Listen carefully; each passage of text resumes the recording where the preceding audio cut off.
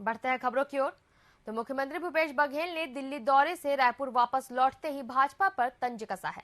Raipur airport पर CM Bhupesh Baghel ने पत्रकारों से चर्चा में सीडब्ल्यूसी की बैठक को लेकर कहा कि राहुल गांधी, प्रियंका गांधी और मल्लिकार्जुन खड़गे ने जाति जनगणना की बात कही थी, उसी पर सभी सदस्यों ने मुहर लगाया है। भाजपा की दूसरी सूची पर कटाक्ष करते हुए उन्होंने कहा कि पिछले चुनाव में जनता ने जिन्हें नकार दिया, भाजपा ने उन्हीं पर भरोसा जताया है।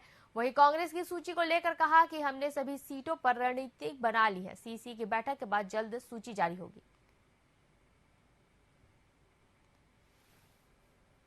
सीडब्ल्यूसी की 4 घंटा चर्चा चली और 4 घंटा चर्चा के बाद ये जो बात राहुल जी, खड़गे साहब, प्रियंका जी ने जाति जनगणना के बारे में जो बात कही थी, उसे सीडब्ल्यूसी ने मुहर लगाया। सभी सदस्यों ने एक मतेन कहा कि जाति जनगणना होना चाहिए, क्योंकि इससे चाहे वो किसी वर्ग को हो, मान लो हम अनुसूचित जाति या जनजाति या पिछड़े वर्ग कहते हैं, अपर क्लास की बात करें, इसमें बहुत सारी ऐसी जातियां हैं जो 75 साल में विकास के दौर में पिछड़ गए हैं, या शैक्षणिक रूप से हो या आर्थिक रूप से हो, इन सब चीजों में यदि पिछड़े हैं तो उनके लिए योजना बनाने के लिए सबसे ज्यादा जरूरी है जनगणना।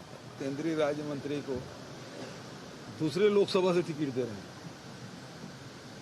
यदि रेणुका सिंह की बात करें, वो सांसद कहां से हैं? सरगुजा से। टिकट कहां दिया गया है?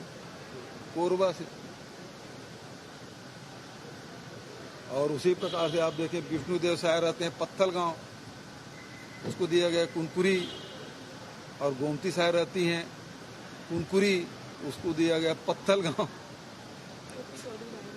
ओपी चौधरी खरसिया से पलायन कर गए।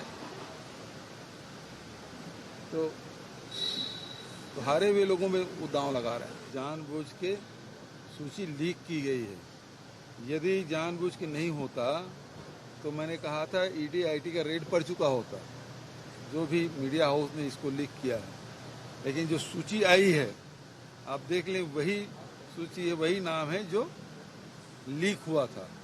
तो ये तो भारतीय जनता पार्टी में की रणनीति के तहत हुआ है, ये लीक कराया गया है, लीक हुआ नहीं। सीसी बहुत जल्दी डिक्लेयर हो गई, क्योंकि चुनाव डिक्लेयर हो गया तो सीसी जल्दी होगा। हम लोग तो नवरात्रि के हिसाब से सोच रहे थे, सारी हमारी तैयारी है। पीसी भी हो गई, स्क्रीनिंग भी होगी, अब सीसी में उसको जाना है तो बहुत ज्यादा देर नहीं है।